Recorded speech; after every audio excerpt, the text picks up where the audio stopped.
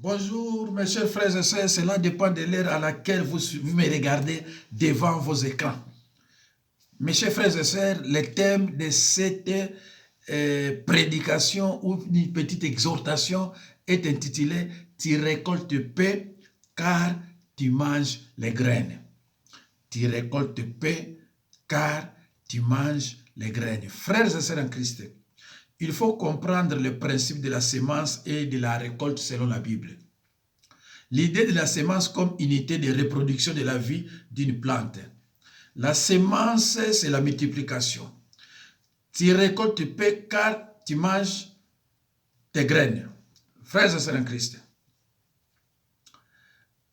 la Bible nous enseigne, et il est impératif de le savoir, celui qui sème peu de graines récolte paix. Et celui qui sème beaucoup de graines récolte aussi beaucoup. Ça, mes chers frères et sœurs, c'est la loi de la semence qui est la multiplication. C'est un texte que l'on trouve dans le deuxième épître aux Corinthiens, au chapitre 9 et le verset 6, et qui met l'accent sur la nécessité de semer des graines que nous avons, afin de récolter le potentiel qui est en elles. Et donc, celui qui sème peu ou pas récolte paix ou pas du tout. 2 Corinthiens 9, 6. Mais que fait donc avec les graines? Avec les graines. Mais que fait donc avec les graines celui qui sème paix? Que fait-il de ces graines s'il ne sème pas? Et c'est qu'il les garde jusqu'à ce que se présente une autre opportunité de s'aimer. Pourquoi sème-t-il paix? Peut-être parce qu'il ne comprend pas le principe décrit au verset 10. Galates 6, verset 10. Ce verset est un complément d'explication qui va ouvrir ton entendement. Écoute ce qu'il dit. C'est Dieu qui donne les graines aux semeurs et le pain pour la nourriture. Il vous donnera les graines à vous aussi. Il les multipliera et les fera pousser. Ainsi, votre bonté produira beaucoup de fruits. Les graines et le pain, c'est Dieu qui les donne. Les graines pour être semées et le pain pour être mangé. Deux choses distinctes, deux choses différentes. Celui qui sème peu n'a plus de graines parce qu'il les mange. Il confond les graines et le pain. Il les mange tous les deux. Comprends bien ceci. Lorsque le Seigneur te donne quelque chose, dans cette chose, il y a une partie à s'aimer et une partie qui est pour toi, pour tes besoins. Mes chers frères et sœurs, dans le Seigneur, comprends bien ceci. Lorsque le Seigneur te donne quelque chose, dans cette chose, il y a une partie à s'aimer et une partie qui est pour toi, pour tes besoins. Voilà pourquoi Anania et Saphira sont décédés. Ils ont confondu les graines et le pain.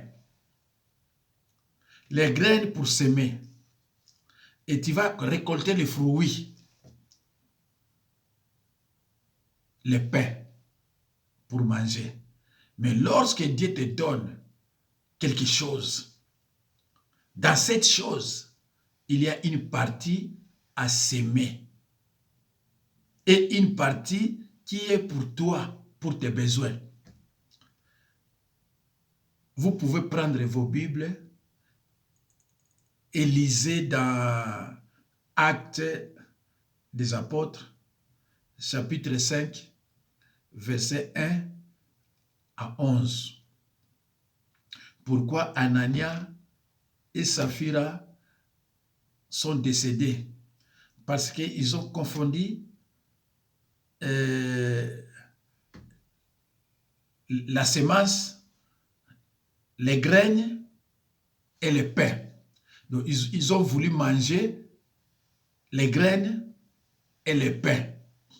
Or, la Bible dit clairement, le Seigneur, lorsqu'il te donne quelque chose, dans cette chose, il y a une partie à s'aimer.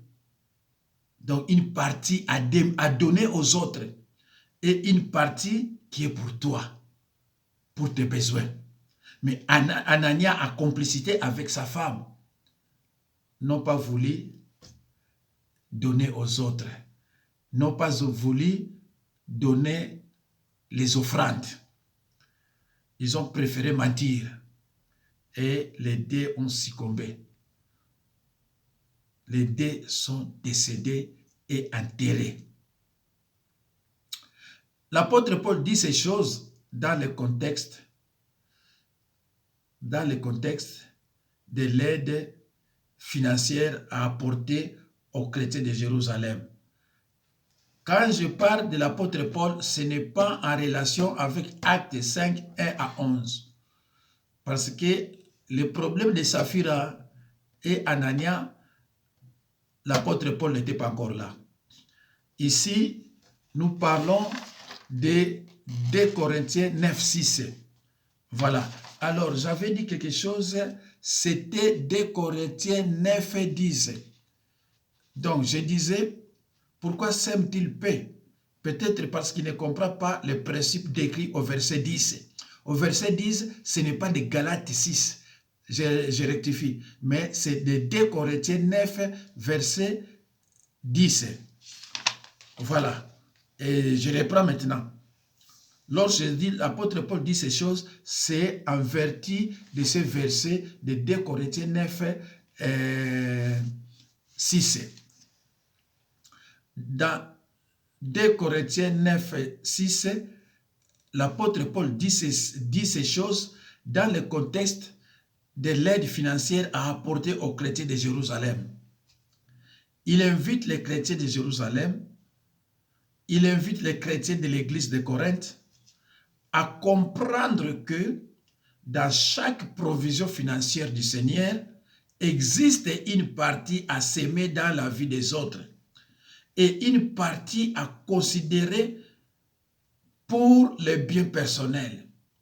Celui donc qui mange la semence, les graines, c'est-à-dire les graines, avec le pain, mange ce qui devrait être semé pour porter du fruit. Il s'appauvrit en appauvrissant ceux qui, autour de lui, devraient bénéficier de ces graines.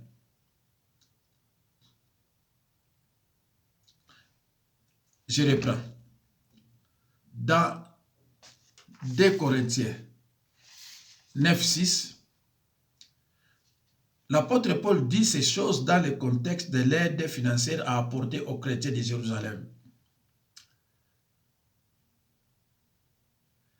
Il invite les chrétiens de Jérusalem, il invite les chrétiens de l'église de Corinthe à comprendre que dans chaque provision financière du Seigneur, existe une partie à s'aimer dans la vie des autres et une partie à considérer pour les besoins personnels. Celui donc qui mange la semence, c'est-à-dire les graines, avec le pain, mange ce qui devrait être semé pour porter du fruit. Il s'appauvrit en appauvrissant ceux qui, autour de lui, devraient bénéficier de ses graines. Ces principes vont bien au-delà de l'argent. Par exemple, lorsque tout à coup, tu te retrouves avec une journée libre que tu n'avais pas envisagée dans cette journée, il y a la portion à semer et celle à manger. Mes chers frères et sœurs dans le Seigneur,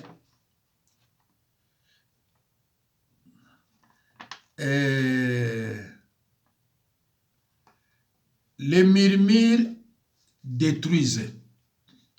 La Bible dit,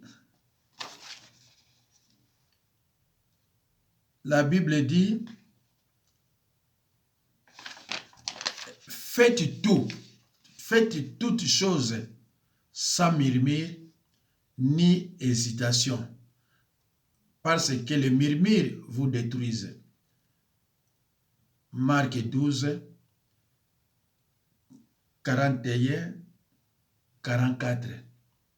Vous allez voir là-bas la femme dans Marc 12, 41, 44. Vous allez voir là-bas une femme veuve qui a fait des sacrifices. La veuve avait mis dans Marc 12, 41 à 44. La Bible nous dit,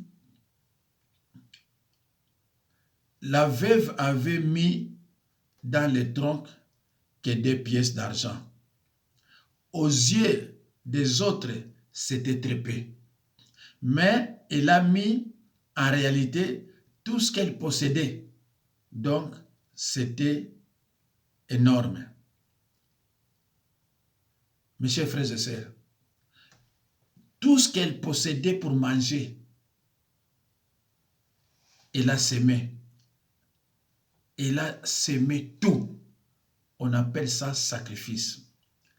Les sacrifices, c'est ce qui touche ton cœur. C'est ça qu'on appelle sacrifice. Ce n'est pas celui qui gagne 1800, il donne 300, il appelle ça sacrifice. Non, ça ne te touche pas, ça ne te dérange pas. Parce que sur 1800, tu as donné 300, tu restes avec combien? Avec 1500. Donc ça ne te touche pas. Ça ne touche pas ton cœur.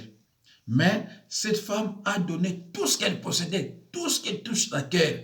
Et la bénédiction sera abondante.